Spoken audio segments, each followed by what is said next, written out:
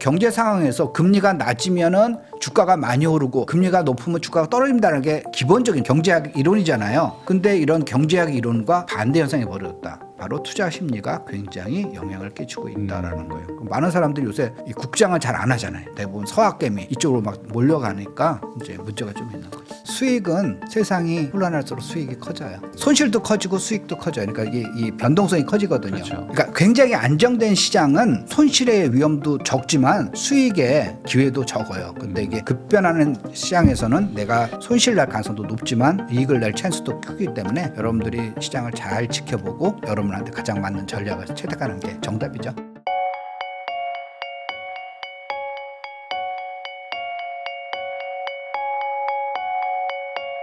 네, 부동산 투자자 아기곰님하고 얘기를 나누고 있는데 아까 잠깐 얘기를 해주셨는데 부동산 투자를 잘해야지만 우리나라는 이렇게 좀 자산도 늘어나고 좀 네. 노후 대비도 되고 네. 반대로 부동산 투자 잘 못하는 분들은 또 이게 또 뭐 노년이 힘들고 이게 계속 몇십 년간 이렇게 반복이 되었잖아요. 그러다 보니까 이제 젊은 분들도 어떻게든 돈 빌려가지고 빨리 지금 선점을 해야 된다 이런 생각이 더 많고 그러다 보니까 신혼집도 아파트에서 시작하면서 자가로 어떻게든 하지 않으면 처지니까 에이 결혼하지 말자 뭐 이런 생각도 막 생기는 것 같기도 하거든요. 근데 이게 사실 투자라는 게 꼭 뭐 부동산만 있는 건 아닌데 그렇죠. 뭐 주식 투자도 뭐 하시잖아요.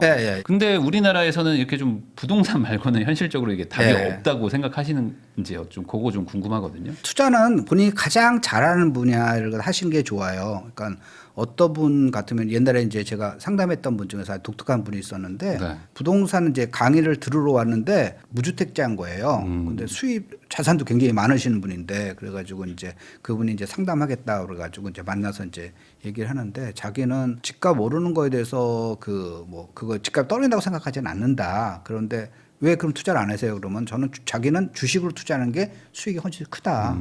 직업이 뭐세요? 자기는 회계사다. 회계사 가지고 모든 회사 거를 다 분석할 수 있고 그런 자료를 자기가 이제 보다 이렇게 자료만 이렇게 몇 개 한번 보면 남들보다 더 그 회사의 그 수익성이나 앞으로 미래를 전망을 다 알 수가 있기 때문에 하고 자기가 실제로 1년에 자기가 투자를 해보니까 연평균 15%씩 그러면요. 수익을 했다. 그래서 제가 그래서 그럼 하지 마세요. 그랬어요. 거기서 정말 비아냥 것도 하지 마세요. 그게 아니라 거기서 보면은 그러면은 그리고 그분이 이제 동네도 좋은 동네에 전세를 살고 계시더라고요. 그래서 그래도 주거 안정성 같은 경우는 그럼 어떡하십니까? 그 사람 집주인이 이사 가라면 어떻습니까? 자기 걱정 없대. 집주인이 1억 원 올린다면 자기 2억 원 올려준대요.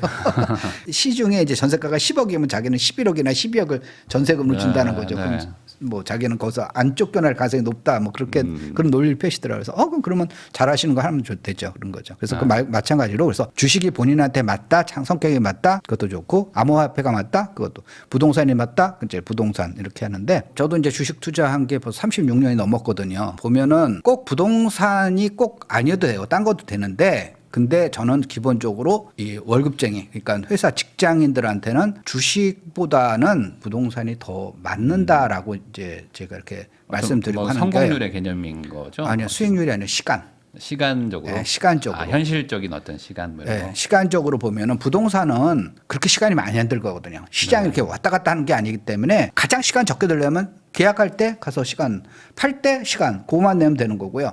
그러면 시장을 모르지 않습니까? 시장을 모르니까 평소에 공부를 해야죠. 공부를 이제 꾸준히 공부를 해야 되는데 시장이 무슨 뭐 일주일 되는 확 변하는 게 아니에요. 그리고 너무 그 시장에 몰입하게 되면은 오히려 집값 조금 떨어지면 이제 막 오르다가 이렇게 떨어지면 이제 이게 떨어질 거 큰일 난다. 지금도 팔아야 된다 그러고 팔면 또 집값 이렇게 올라가고 그렇게 되는 거거든요. 너무 잔파도에 연연하니까. 그래서 너무 이 부동산 공부한다고 시간 너무 많이 썼는 거는 그거는 좀 의미가 없고 정말 공부를 하고 싶어 그러면 일주일에 딱 2시간씩만 하라. 2시간 정도만. 2시간만 꾸준히. 근데 대부분 이제 꾸준히 안 해서 문제지. 자기가 생각날 때만 공부한다 그러고 그때만 이제 반짝해가지고 무슨 뭐 거기서 해서 그런 거지. 매주 2시간씩만 자기가 시간을 쏟는다 그러면은 상당한 이제 고수가 될 거고 시장 흐름을 놓치지 않을 거라 보여요. 그래서 월급쟁이 같은 경우 보면은 나머지 시간을 갖다가 자기 가치, 그러니까 쉽게 얘기해서 돈으로 따지면 자기 연봉 올리는데 집중을 해야죠. 자기가 회사에 저는 이제 회사에 충성하라고 이제 얘기를 하는데 충성하라는 게 아니라 이제 위에 사람한테 딸랑딸랑 하는 게 아니라 회사의 이익을 키우기 위해서. 그래서 자기가 회사 다닐 때 내가 오늘 하는 일이 회사의 이익에 얼마나 도움이 되나. 그래야지 내가 연봉 협상할 때 이긴 거죠. 내가 작년에 내가 100억 원의 이익을 갖다가 회사한테 벌어줬지 않습니까? 라고 하면은 내 연봉 1억 올리는데 뭐 이렇게 짭니까? 100억 올렸지 않습니까? 자기가 그거 갖다가 그 증명할 수가 있으면은. 근데 그게 아니라 보면은 그냥 열심히 일했지 않습니까? 그렇게 되는 거니까 연봉이 안 올라가는 거죠. 그러면은 네. 뭐 부동산이 회사원들한테 좀 맞다라는 생각들은 하시겠지만 네. 이제 말씀을 아까 잠깐 드렸지만 네. 이게 선점을 하거나 돈이 많으면 뭐 네. 부동산을 사지만 또 없는 분들도 있잖아요. 네. 그런 분들이 요즘 뭐 코인이나 주식 뭐 미국 그렇죠. 주식 뭐 이런 것도 많이 하는데 또 네. 한국장은 또 계속 빠지고 막 이러니까 맞아요. 지금 답이 안 나오는 것 같아서 네. 그래도 이제 오랫동안 투자를 하셨으니까 어떤 네. 뭐 조언을 해주실 수 있을지. 예. 제가 이제 그래서 재미난 표를 이제 만들어 왔는데 지난 2년간 금리는 어떻게 변했고 그것이 투자 상품에 어떻게 영향을 줬는가를 제가 분석해 왔는데 이게 이제 지난 2년간 이 금리가 어떻게 변했고 지난 2년간 그 투자 실적이 어떻게 됐는가가 네. 나타내는 표죠. 자, 금리가 그러니까 2022년 11월 말부터 2024년 11월 말까지 보면요. 한국 기준금리가 3.25에서 3.0으로 떨어졌어요. 금리가 오히려 인하됐어요. 네네. 자, 근데 미국의 기준금리는 4.0에서 4.75로 올랐거든요. 네. 더 올랐다가 이제 떨어진 게 이런 그렇죠. 거죠. 5.5까지 5.5까지 갔다 4.75로 떨어진 거고 한국은 이제 3.5까지 갔다가 3.0으로 떨어진 거고요. 그런데 보면은 금리 수준도 미국보다 한국이 낮고 네. 금리는 오히려 인하됐고 이제 미국은 이제 금리를 올라갔는데 그러면 이게 이제 각종 이제 투자 상품에 어떻게 영향을 줬나 보면은 한국의 금은 많이 올랐어요. 네. 금은 뭐냐면 한국에 팔거나 미국에 팔거나 똑같잖아요. 금이. 똑같죠. 녹이면 뭐 우리가 갖고 있는 금이 뭐 잉카 제국에서 온 걸 수도 있고 금은 똑같잖아요. 네. 어디는 똑같습니다. 그래서 금값은 한국이 엄청 올랐어요. 67%는 올랐어요. 67.4%는 올랐는데 국제 시세는 이제 56.6% 올랐거든요. 네. 국제 시세보다 한국 금값이 더 오른 거는 뭐냐? 환율이 올라서 그런 거예요. 그 환율이 우리나라는 금이 적게 생산돼요. 네. 그래서 대부분 수입금에 의해서 이제 시세가 형성되기 때문에 이 뭐 차이가 거의 뭐, 바로 환율 네. 차이라 생각하시면 달러랑 되겠어요. 연동된다고 네, 봐야죠, 맞아요. 뭐. 달러 값하고 연동되는 거예요. 자, 근데 그럼 주식 같은 경우 보면요. 다우 같은 경우는 이제 코카콜라 뭐 이런 게 다우죠. 비자카드 이런 데가 이제 다우 지수가죠. 다우 지수는 이제 요 정도밖에 오르지 않았는데 나스닥은요. 무려 75%는 올랐어요. 나스닥에 이제 우리가 말하는 이제 기술주 네. 뭐 7대 성장주. 네. M7이라고 하죠. 아마존, 그다음에 애플, 엔비디아, 테슬라. 마이크로소프트, 뭐 테슬라 또 뭐가 있나요? 메타. 메타, 네. 그다음에 알파벳 이렇게 그러니까 7개가 있죠. 그런 회사들이 엄청나게 주가가 오르잖아요. 막 주가가 올라가지고 거기서 75%는 올랐어요. 네. 거기서 보고 더 놀란 건 뭐냐면 우리가 맨날 일본 비웃잖아요. 뭐 1억원이 20년, 1억원이 30년. 일본 주가도요. 40%가 더 넘게 올랐어요. 예. 그런데 지난 2년간 우리나라 주가는 어떻게 됐을까요? 떨어졌어요. 마이너스예요. 네. 코스피가 1점이에요. 코스피는 그나마 낫죠. 코스닥은요 7.3이나 떨어졌어요. 자, 이러니까 사람들이 한국장에다가 그 정말 국장 탈추는 지능순 이렇게 비아냥거리잖아요. 그리고 네. 많은 사람들이 미국에 투자하는 서학개미 뭐 이래가지고 하잖아요. 근데 국가 전체로 보면 이게 사실 보면 좋은 현상은 아니죠. 우리의 부가 자꾸만 그렇죠. 그 저기 뭐야 유출되는 거잖아요. 거기서 수익 내가지고 갖고 들어오면 되지 않습니까? 외국에 가가지고 우리의 돈이 자본이 외국에 갔다가 수익이 내가지고 돌아오는 것보다는 계속 사람들이 저기 미국 주식이 더 많이 오른다니까 자꾸만 돈이 나가고 있잖아요. 기관 투자자도 나가고 개인 투자자도 나가고 네. 이렇게 되니까 돈이 잠깐만 우리의 국부가 유출되는 그런 면이 조금 있죠. 그래서 네. 이런 경우 있고요. 집값도 보면은 아주 집값은 미국이 이제 10월 달까지밖에 발표 안 해서 이제 10월 달 기준으로 말씀드리면은 지난 2년간 미국 집값은 7.5% 올랐어요. 많이 올랐어요. 그런데 금리는 오히려 금리가 떨어졌는데 금리는 높은 금리에다가 조금 인하된 거고요. 네. 우리나라 금리는요. 금리 자체가 대출금리가 주택담보대출금리가 미국보다 훨씬 낮아요. 그리고 인하폭도 더 커요. 그런데 네. 우리나라 집값은 같은 기간 동안에 9.9% 떨어졌어요. 그러니까 무슨 얘기냐면 경제 상황에서 금리가 낮으면은 주가가 많이 오르고 금리가 높으면 주가가 떨어진다는 게 기본적인 전통적인 이제 경제학 이론이잖아요. 근데 이런 경제학 이론과 반대 현상이 벌어졌다. 그러니까 그건 네. 무슨 얘기냐면 한국은 이거를 보면 금리를 보더라도 주가가 올라야 되는 거고 이 금리를 보더라도 이 집값이 올라야 되는 건데 미국은 금리를 보면 주가가 떨어져야 되는 거고 이 금리를 보면 집값이 떨어져야 되는 건데 반대 현상이 벌어졌다. 바로 투자 심리가 굉장히 영향을 끼치고 있다라는 거예요. 그럼 많은 사람들이 요새 이 국장을 잘 안 하잖아요. 네. 국장을 안 하고 대부분 서학개미 이쪽으로 막 몰려가니까 이제 문제가 좀 있는 거죠. 그러니까요. 근데 그래서 결국에는 저 뭐 코스피, 코스닥 같은 것들도 좀 이제 네. 어떤 뭐 부양책도 좀 해보려고 하고 하지만 네. 이게 뭐 여러 가지 뭐 제도나 이런 것들이 뭐 막혀 있는 것들도 있고 해서 네. 한 번 안 되니까 더 이제는 계속 이제 유출만 계속되고 맞아요. 그리고 말씀하신 대로 한 번 미국 가서 돈 벌고 네. 돌아오는 게 아니라 또 거기가 계속 돈이 되니까 계속 또 묶여 맞아요. 있고 네. 그러니까 전반적으로 이제 한국에 또 돈이 안 도니까 경제도 또 안 좋고 뭐 이런 것들이 계속 반복되는 게 아닌가 좀 싶긴 합니다. 안타까워요. 그래서 저 같은 경우는 이제 당연히 미국에 사니까 미국 주식도 하고 있고요. 펀드도 들고 있고 펀드 가입한 게 20년이 넘었어요. 국장도 하고 이제 저는 이제 미국장도 하고 미국에 있는 돈 갖고 돈을 보내는 건 아니고 미국에는 미국 돈 갖고 하고 한국에는 한국 돈 갖고 이제 이렇게 투자를 하는데 이게 그러니까 아까 이제 사람들이 쉽게 이렇게 생각해요. 아 이제 앞으로 이게 한국 주식은 이제 틀렸어. 네. 미국 주식은 이제 앞으로 오를 거야 이제라고 하는 건데 그러면 왜 이렇게 자꾸만 여기서도 양극화가 벌어지나? 그러면 두 가지 원인이 있어요. 첫 번째는 뭐냐면 투자 환경 측면에서요. 투자 환경 측면에서 보면 우리나라 주식은 100% 투자자예요, 그냥. 그러니까 실수요자라는 게 없죠. 자기가 대주주 아니고 지배주주 아니고서는 실수요자가 아니잖아요. 투자해가지고 수익 내면은 빠져나올 사람들이죠. 그러니까 주가가 오른다 그러면 자금이 쭉 몰렸다가 주가가 떨어진다 그러면 자금이 빠지는 그런 시장이에요. 근데 미국은 그거보다는 자금이 자꾸만 들어오는 거예요. 주가가 올라서 자금이 들어오는 것도 있지만, 그러니까 불나비처럼 자꾸 오른 거 있지만 그게 아니라 평소에도 자금이 꾸준히 들어가는 거예요. 401k라고 우리나라 말하면은 퇴직금이나 비슷한 거죠. 미국은 퇴직금이 없으니까 연금저축 그런 거 비슷한 거예요. 그래서 자기가 일정 부분을 갖다가 자기 월급에서 얼마 정도 내면은 회사에서 거기에 비례해서 매칭을 해줘요. 그러니까 내가 한 달에 만약에 $100씩 저축을 하겠습니다. 그러면 어떤 회사, 좋은 회사 같은 경우는 50% 매칭 그러면 $50를 주는 거예요.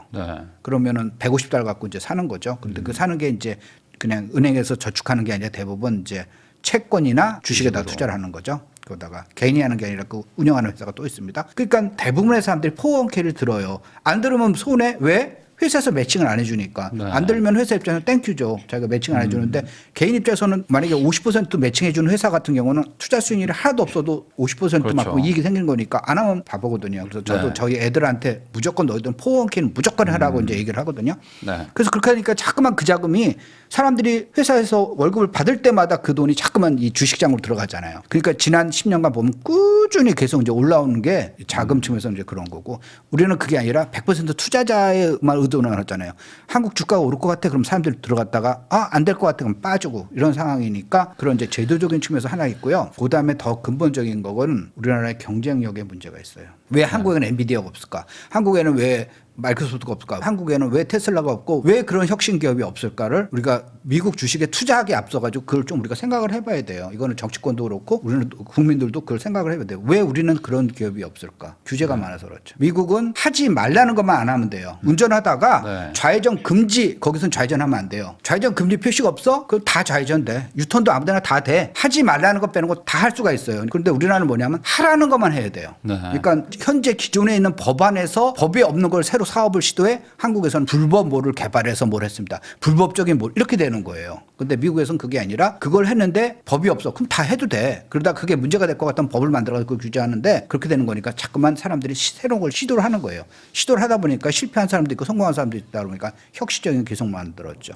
인터넷 같은 것도 미국에서 개발했잖아요. 거기서 보면 아까 전기차 같은 경우도 옛날 100여 년 전에 만들었지만 전기차가 세계적인 전기차를 갖다가 하는 건 있잖아요. 우리나라가 그러면 세계적으로 새로 개발해가지고 한 거는 별로 없죠. 이제 노래 같은 건 잘하지만 아파트 이런 거 잘하지만은 그 새로운 그런 산업적인 거에서는 그게 없는 거는 바로 규제 때문에 그래요. 기업들에 대한 규제. 네, 사실 이게 기업이 잘 돼가지고 우리나라 코스피, 코스닥도 막 올라간다고 하면 그래야죠.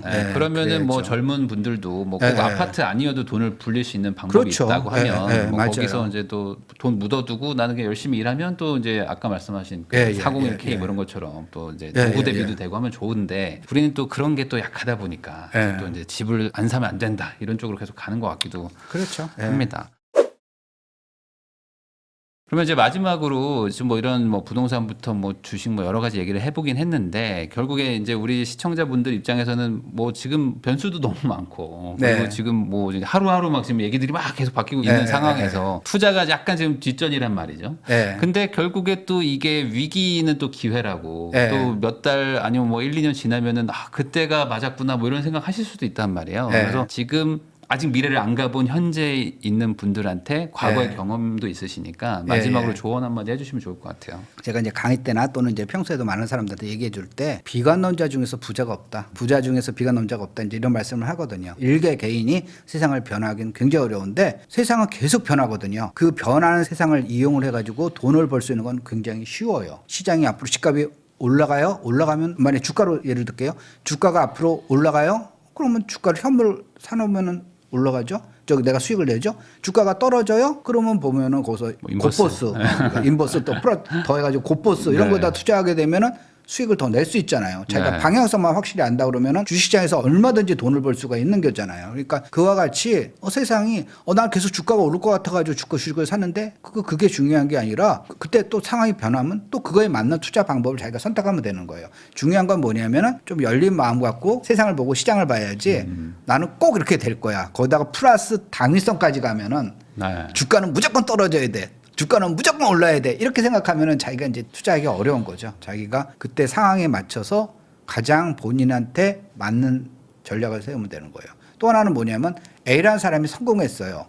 그렇다고 내가 그 사람 똑같이 쫓아가면은 큰일 날 수가 있어요. 어떤 사람은 뭐하러 그 집을 사. 그 돈 갖고 딴 거 투자해가지고 하면 수익이 더 커. 그 집 사는 거는 굉장히 바보짓이야. 아주 회사에 친한 이제 네. 이 과장이 그런 거야. 이 사람 김 과장인데 이 과장이 누구한테 맨날 그런 얘기해. 그래. 그 사람이 워낙 논리가 탄탄해가지고 이 김 과장이 그래 알았어. 그 집을 안 살게. 그러고 했는데 나중에 봤더니만 이 과장은 아버지가 이미 집이 있는 분이에요. 압구정동 현대 아파트 살고 있는 분이야. 네. 외아들이야. 네. 그분 자기 아버지 돌아가시면 자기는 받을 사람이야. 그러니까 맨날 그런 얘기하고 이 사람은 뭐냐면 자기 집에서 자기가 다 도와줘야지 자기가 도움받을 사람 하나도 없는 거예요. 그럼 나중에 한번 둘이 한 50살이 됐어. 근데 이 사람은 아버지한테 집을 물려봐가지고 압구정동 현대 아파트 갖고 있는데 이 사람은 이 과장이 집을 왜 사? 맨날 이 얘기만 같이 동조했다가 갑자기 낙동강 오리알이 되는 경우도 엄청 많거든요. 본인한테 맞는 전략을 쓰면 되는 거예요. 네, 맞습니다. 결국에 뭐 오르고 내리고 항상 변화하는 게 이 세상의 뭐 투자 맞습니다. 초고 다 그런 건데 그 네. 안에서 이제 네. 기회를 찾으면 되는 거고 네. 내가 접근 안 되면 또 다른 거에서 또 찾으면 되는 거죠. 맞아요. 근데 중요한 거는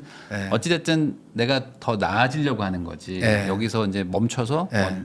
어차피 저거 해봐 뭐 안 돼 하면서 이제 비관을 가지면 될 것도 안 된다. 네. 이렇게 정리할 그리고 수 또 하나 있는 재미있는 건 뭐냐면은 수익은 세상이 혼란할수록 수익이 커져요. 거죠. 손실도 커지고 수익도 커져요. 그러니까 이 변동성이 커지거든요. 그렇죠. 내가 흐름을 잘못하면은 그러니까 굉장히 안정된 시장은 손실의 위험도 적지만 수익의 대박의 그 기회도 적어요. 근데 이게 급변하는 시장에서는 내가 손실 날 가능성도 높지만 이익을 낼 찬스도 크기 때문에 여러분들이 시장을 잘 지켜보고 여러분한테 가장 맞는 전략을 채택하는 게 정답이죠. 결국 리스크 없이는 뭐 네. 이득도 없는 거기 때문에 네, 네. 이제 공부 많이 하셔가지고 리스크를 최소화하면서 투자를 한다. 네. 이거 말고는 뭐 정답은 없는 것 같습니다. 그렇죠. 네. 네, 오늘 이렇게 아기곰님 모시고 앞으로 뭐 부동산 시장부터 지금 뭐 정책 방향이나 아니면 지금 뭐 1주택, 무주택, 뭐 2주택자들은 어떻게 해야 되는지 전반적인 이야기를 나눠봤습니다. 시청하신 분들한테 많은 도움이 되셨을 거라고 생각하고요. 저도 아기곰님하고 인사 나누면서 마무리하도록 하겠습니다. 오늘 나와주셔서 감사드립니다. 네, 감사합니다.